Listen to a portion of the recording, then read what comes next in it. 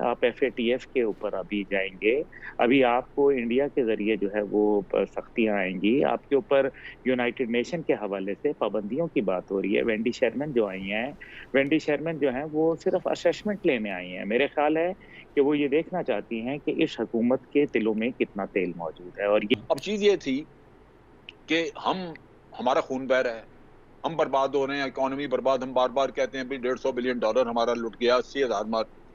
कभी उनके मुँह से कंडेमनेशन नहीं निकली कि जी जो टेररिस्ट वहाँ से टेररिज्म करा रहे थे। कि मुर्गी जो है अपने चूज़ों को बचा रही है।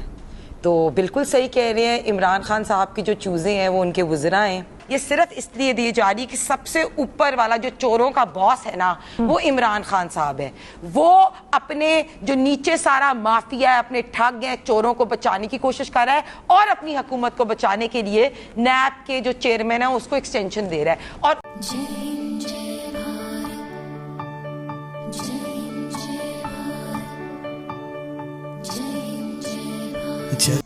FATF, world bank, United Nations, आपको पता है सब उसके अंडर है। आपको याद होगा कि शाह महमूद कुरैशी साहब ही वो वज़ीर ख़ारजा थे जिन्होंने ड्रोन हमलों की इजाज़त दी थी मादी की हुकूमत में जब वो वज़ीर ख़ारजा थे और ये सारी जो एब्सोल्युटली यस की पॉलिसी थी वो चल रही थी। अब हमें एब्सोल्युटली नॉट सिर्फ एक हवाले से बात हुई है और उसको हमने मेरे ख्याल में इतना पॉलिटिसाइज़ किया है कि हम समझ रहे हैं कि पता नहीं क्या बहुत बड़ा हमने कमाल कर दिया है या हमने क्या कर दिया है। आप फाइनेंशियल आर्म ट्विस्टिंग है, आप FATF के ऊपर अभी जाएँगे, अभी आपको इंडिया के ज़रिए जो है वो सख्तियाँ आएँगी। आपके ऊपर यूनाइटेड नेशन के हवाले से पाबंदियों की बात हो रही है। वेंडी शर्मन जो आई हैं, वेंडी शर्मन जो हैं वो सिर्फ़ असेसमेंट लेने आई हैं। मेरे ख़्याल है कि वो ये देखना चाहती हैं कि इस हुकूमत के तिलों में कितना तेल मौजूद है और ये क्या हमें सर्व कर सकते हैं। आप याद रखें कि जब एक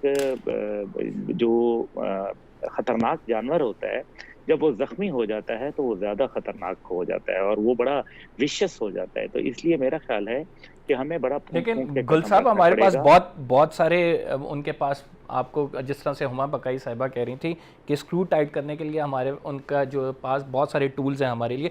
मसला ये है कि आपका कल डॉलर जब ₹200 के ऊपर टच करेगा और आपकी इकोनॉमी से बाँव-बाँव होगी और IMF और जिस तरीके से अब आपने बिजली, गैस 250% जो है पिछले 3 सालों में कीमतें गैस की बढ़ चुकी हैं। इसी तरह बिजली की है, फ्यूल प्राइसेज़ हैं, तो ये अमेरिका आपको जो प्रेशराइज़ करेगा, हर तरह से उनके टैक्टिक्स हैं वो यूज़ करेगा। आपके मिलिट्री आर्मामेंट जो है उसके अंदर भी वो आपको प्रेशराइज़ कर सकता है, जिस तरह से आपको याद है प्रेस्लर तरमीम के अंदर उसने हमारे F-16 देने से इनकार कर दिया।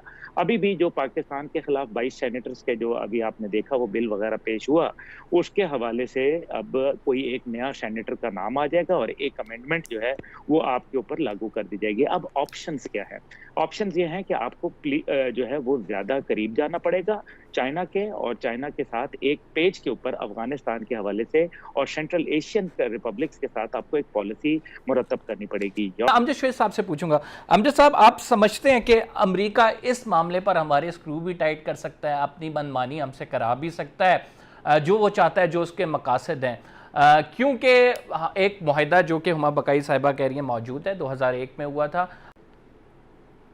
देखिए ये चीज़ें सारी मौजूद हैं, लेकिन हमें 2 चीज़ों से सबक भी सीखना चाहिए।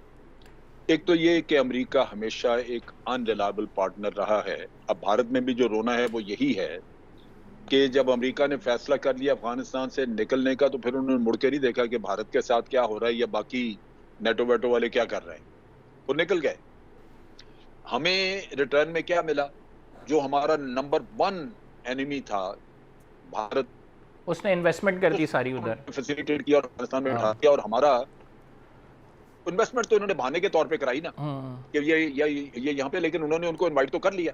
उसके बाद उन्होंने जो आपके ट्रंप के पीरियड में उन्होंने अपनी साउथ एशिया पॉलिसी इशू की, उसमें उन्होंने वादे कहा कि साउथ एशिया में, अफगानिस्तान में अब सिर्फ भारत होगा, हम चले भी जाएं तो भारत को वहां पे उन्होंने रखना है। भारत उनकी पॉलिसी में एक पिवट बन गया यहाँ एशिया के लिए। अब चीज ये थी कि हमारा खून बह रहा है, हम बर्बाद हो रहे हैं, इकोनॉमी बर्बाद। हम बार बार कहते हैं भाई $150 बिलियन हमारा लुट गया, 80,000 मार। कभी उनके मुंह से कंडेमनेशन नहीं निकली कि जी जो टेररिस्ट वहां से टेररिज्म करा रहे थे। हमारिया आलिया ने ना बड़ी अच्छी एनालॉजी इमरान खान साहब के लिए यूज़ की कि मुर्गी जो है अपने चूज़ों को बचा रही है। तो बिल्कुल सही कह रहे हैं, इमरान खान साहब की जो चूज़ें हैं वो उनके वज़रा हैं, क्योंकि जिस तरह आपने शुरू में स्टार्ट किया था, बड़ी अच्छी स्टेटमेंट अली अमीन गंडापुर साहब की चलाई आपने, जिसमें उन्होंने कहा कि अवाम जो है वो 10 नवाले खाती है तो 9 नवाले खाए, अगर 100 दाने चीनी के डालती है तो 90 दाने डाले। भाई अवाम तो गिन गिन के चीनी भी डाले, अवाम तो गिन गिन के अपने नवाले भी खाए, लेकिन ये लोग जो हैं, जो 800 अरब की इन्होंने जो चीनी की चोरी की, जो इन्होंने 600 अरब की आटे की चोरी की, जो इन्होंने 500 अरब की LNG की चोरी की, ये नहीं अपना हिसाब दें। आपने अभी बात की कि वीट को एक्सपोर्ट कर दिया, चीनी को एक्सपोर्ट कर दिया जब हमारे मुल्क में किल्लत थी, तो फिर अगर ये सब कुछ करते तो ये अरबों रुपए कैसे बनाते? तो ये सवाल इनसे इसीलिए है कि इन्होंने जो 800 अरब चीनी में बनाए, 600 अरब आटे में, 122 अरब LNG में, 126 अरब BRT के प्रोजेक्ट और 500 अरब अद्वियात में, तो अगर ये सब कुछ ना करते तो ये पैसे कैसे बनाते? और दूसरी बात मैं ये करूंगी कि मैंने ना आज एक रेट लिस्ट निकाली है और ये अपने शो पे ये दिखाएं कि ये जो PMLN के टाइम पे जो चीनी थी 55 रुपीज पर किलो थी, अब 110 रुपए की है। ये आटा 35 रुपए का था, अब 70 का है।